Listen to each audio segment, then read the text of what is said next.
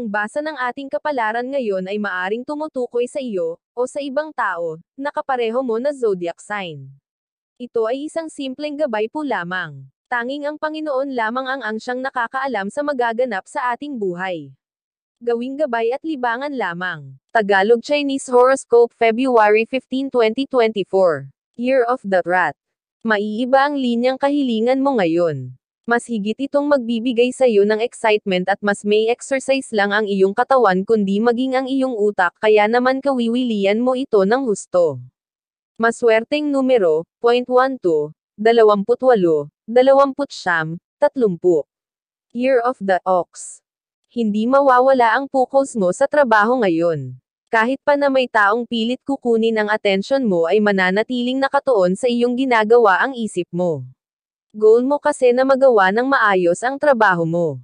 Maswerteng numero, 0.11, 16, 19, 32. Year of the Tiger. Kailanman ay hindi ka masasanay sa hindi mabuti na maging attitude ng isa sa iyong kamag-anak. Sa araw na ito ay mapipikon ka ng husto sa kanya kaya makakapagbitaw ka ng maanghang na salita na nagpapastress sa kanya. Maswerteng numero, 0.5, 10, 11, 20. Year of the Rabbit.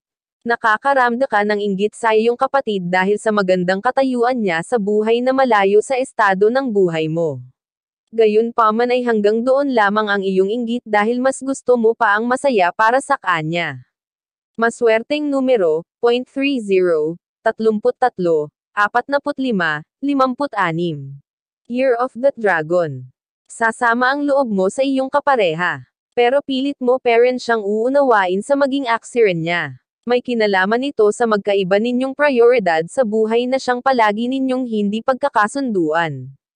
Maswerteng numero, 0.38, 42, 54, 60. Year of the Snake. Magbabalik sa buhay mo ang isang tao na dating manakit sa damdamin mo hindi ka handa sa kanyang pagbabalik. Kaya naman hindi mo alam kung ano ang dapat mong maramdaman o maging kilos sa harapan niya. Maswerteng numero, 0.29, 33, 32, 48.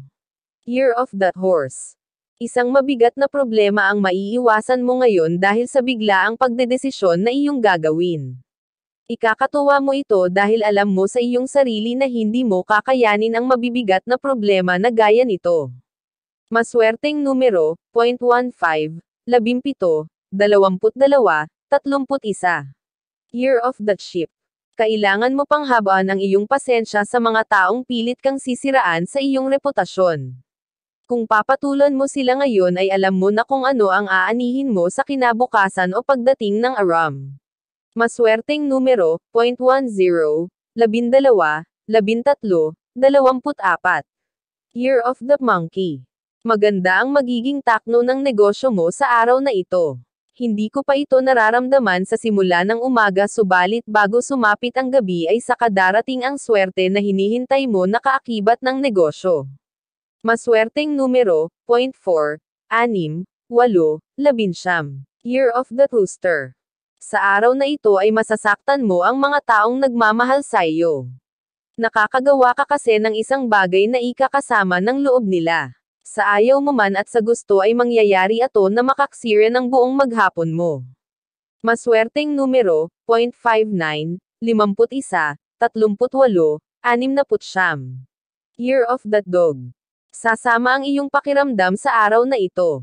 Mag-ingat sa mga pagkain na hindi nakasanayan ng iyong tiyan.